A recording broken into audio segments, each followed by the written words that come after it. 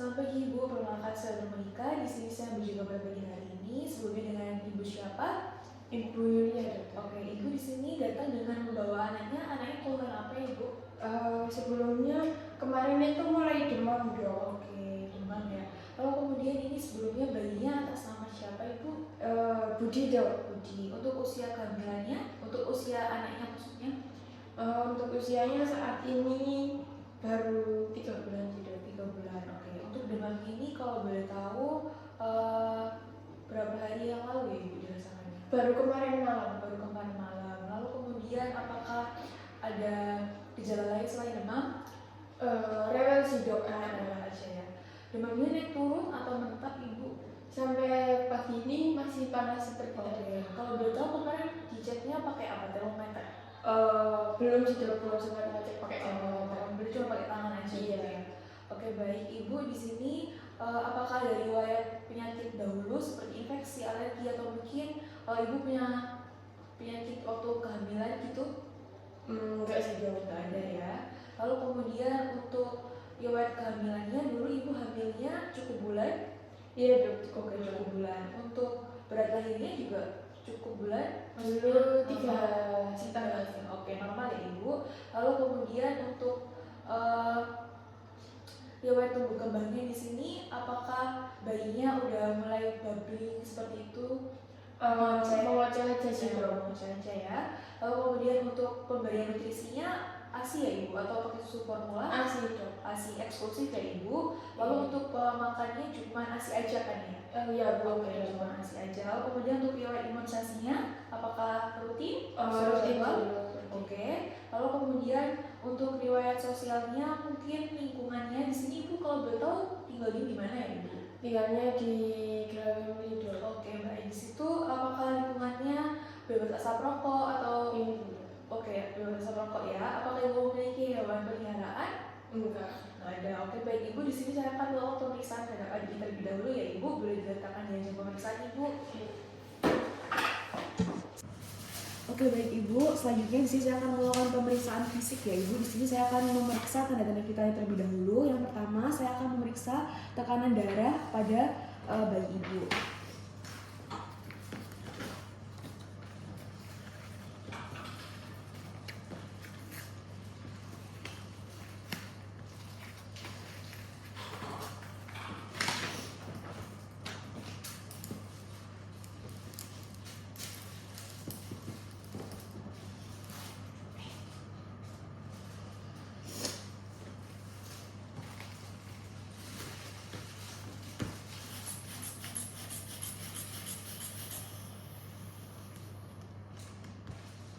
Oke, baik Ibu, untuk tekanan darah bayi Ibu normal. Kemudian di sini saya akan memeriksa dan mengukur suhu tubuh dengan metode aksila.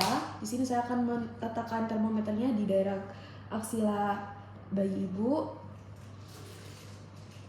Oke, baik, untuk suhunya normal ya Ibu.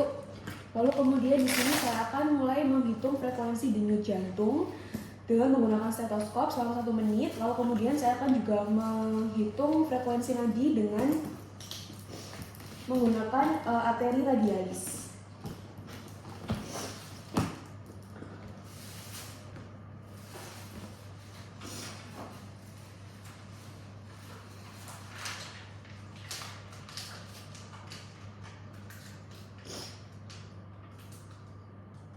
Lalu kemudian di sini saya akan menghitung frekuensi nafas untuk melihat apakah pernafasannya normal atau ada tachypnea dan juga ataukah ada retraksi.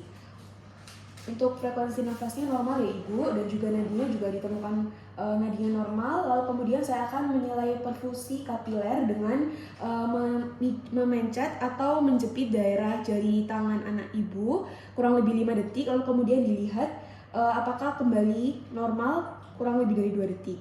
Normal ya Ibu. Lalu kemudian di sini saya akan mulai melakukan pemeriksaan head to toe. Di sini saya akan memeriksa daerah wajah terlebih dahulu. Saya akan mengamati daerah wajah anak Ibu, apakah wajahnya tampak simetris, dan juga memperhatikan apakah ada kelainan wajah seperti khas pada Down syndrome. Lalu kemudian di sini untuk hasilnya normal ya Ibu, wajahnya simetris dan juga tidak ada kelainan. Lalu kemudian itu saya akan memeriksa kulit. Di sini saya akan melihat apakah warnanya normal atau tidak, ataukah ada iteros atau tidak, dan juga ataukah ada ruang ataukah ada cyanosis. Untuk hasilnya normal semua ya Ibu, tidak ada kelainan. Lalu kemudian selanjutnya saya akan memeriksa kepala. Di sini saya akan menginspeksi atau melihat di daerah kepalanya untuk melihat apakah fontanelnya ini ukurannya normal atau tidak. Permisi ya Ibu, saya akan meraba sedikit di daerah kepalanya. Oke baik, di sini untuk fontanel kepalanya normal, lalu kemudian suturanya juga normal dan tidak ada kelainan kongenital seperti mikrosefali atau hidrosefali. Lalu kemudian saya akan melihat apakah ada riwayat trauma seperti ada kaput suksadenum, lalu kemudian apakah ada cephalhematoma dan juga apakah ada perdarahan. Lalu kemudian di sini saya melihat tidak ada kelainan tersebut ya Ibu.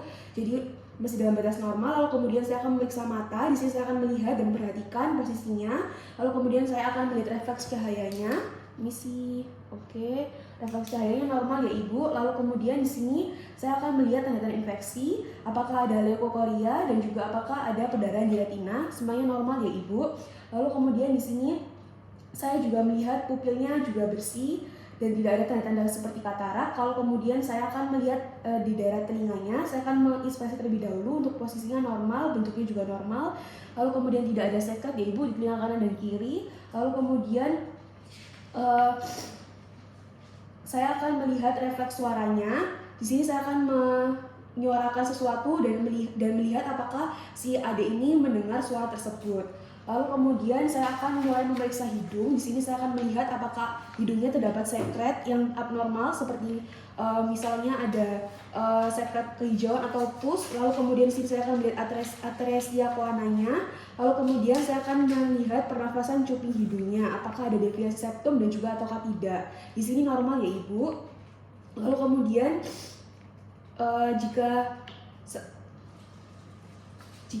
lalu kemudian selanjutnya yaitu memeriksa mulut. Di sini saya akan melihat apakah bibirnya ada kelainan seperti bibir sumbing, lalu kemudian apakah palatumnya normal. Lalu kemudian saya akan melihat refleks hisap, yaitu dengan cara memasukkan jari saya ke dalam mulut bayi Ibu dan melihat refleksnya. Lalu kemudian di sini tidak ada kandidiasis ya Ibu, dan juga tidak ada tanda-tanda infeksi. Lalu kemudian saya akan melanjutkan dengan memeriksa di daerah dada. Di sini saya mulai dengan inspeksi terlebih dahulu, di mana saya akan melihat kesimetrisannya, yaitu gerakan dada saat bernafas, lalu kemudian frekuensi dan juga pola nafasnya. Lalu kemudian pola nafasnya ini masih dalam batas normal, di mana normalnya yaitu 40-60 kali per menit. Lalu kemudian saya akan melihat adanya pulsasi prekordial pada dinding dada. Normal ya Ibu. Lalu kemudian di sini saya akan melakukan perkusi, yaitu pada daerah paru atau lapangan paru di sini, dan melihat apakah normal atau ada suara resonan atau sonor. Lalu kemudian saya juga akan memperkusi pada daerah jantung untuk menilai adanya kardiomegali. Permisi ya Ibu, saya akan mulai meraba sedikit di daerah dada anak Ibu. Oke, lalu kemudian hasilnya normal ya Ibu. Lalu kemudian saya akan mulai mempalpasi, yaitu pada dinding dada, dan menilai kesimetrisannya, apakah ada ekspansi paru, lalu kemudian mendeteksi primitus taktil dan juga nyeri tekan pada dinding dada. Saya akan mulai mempalpasinya di 9 regio. Oke, lalu kemudian saya akan mulai mengauskultasi ya Ibu, atau menggunakan stetoskop untuk mendengarkan apakah ada kelainan dan juga untuk mengevaluasi kualitas dari ventilasi pada gangguan semisal ada obstruksi atau juga ada restriktif. Permisi ya Ibu, anaknya akan saya periksa dulu daerah dadanya. Oke, lalu selanjutnya di sini saya akan melanjutkan dengan pemeriksaan paru. Saya akan melihat terlebih dahulu pola nafasnya, lalu kemudian saya akan mempalpasi untuk melihat venitus dari suaranya seperti ini. Lalu kemudian saya akan memperkusi suara paru dan mengauskultasi kembali untuk melihat apakah ada wheezing atau crackles. Saya akan mempalpasi terlebih dahulu. Lalu kemudian saya akan mempalpasi.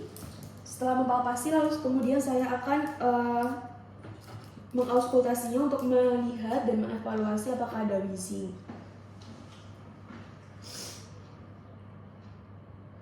Oke, normal ya Ibu. Lalu kemudian saya akan memeriksa jantung, di mana saya akan memulai dengan inspeksi impuls prekordial dan mempalpasi trilnya di daerah sebelah kanan seperti ini. Lalu kemudian saya akan memperkusi batas jantung dan saya akan mengauskultasi kembali apakah ada murmur atau tidak. Lalu kemudian saya akan mengauskultasi kembali apakah ada murmur atau tidak di daerah jantungnya. Oke, baik Ibu, normal ya Ibu.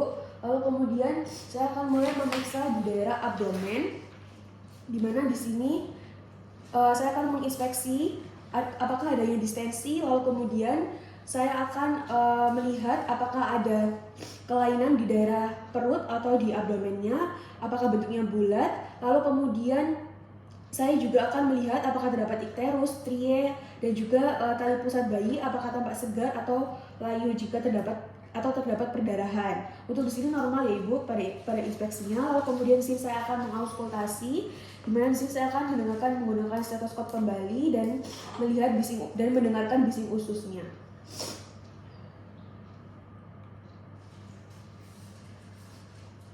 Oke, baik Ibu, normal ya Ibu. Lalu kemudian saya akan memperkusi dan juga mempalpasi, di mana saya akan memperkusi di seluruh daerah abdomen Ibu. Dan saya akan memeriksa batas hepar serta lien, apakah terdapat hepatomegali atau splenomegali.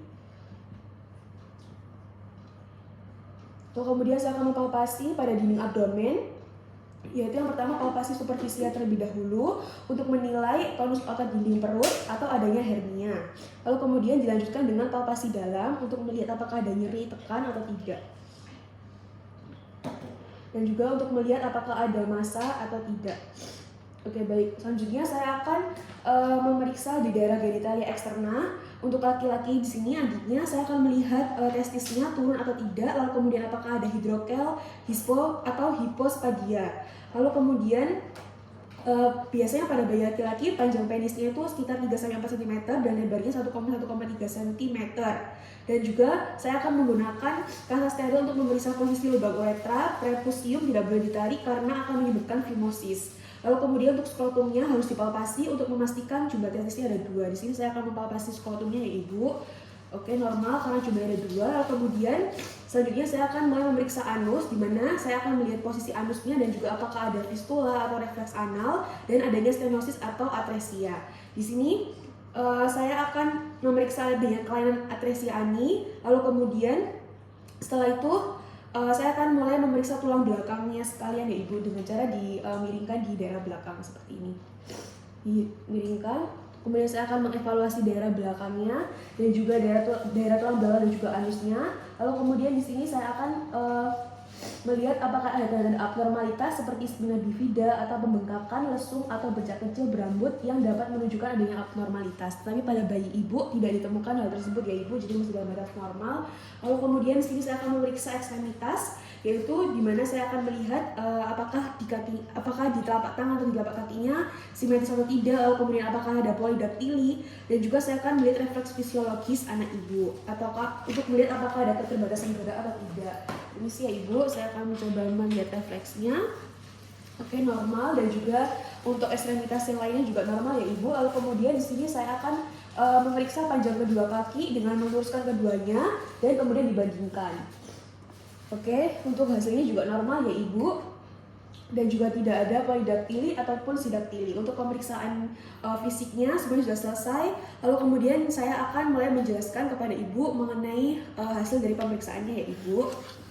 Oke, baik Ibu, setelah pemeriksaan tadi dihasilkan semuanya normal ya Ibu. Untuk suhunya yang demam ini mungkin dikarenakan Ibu adiknya setelah imunisasi. Apakah Ibu kemarin habis melakukan imunisasi? Iya sih dok, siang ini imunisasi. Oke, itu tidak apa-apa ya Ibu, itu merupakan kayak efek samping dari reaksi tubuhnya, jadi itu normal. Lalu kemudian untuk selanjutnya saya sarankan untuk periksa setiap bulan ya Ibu.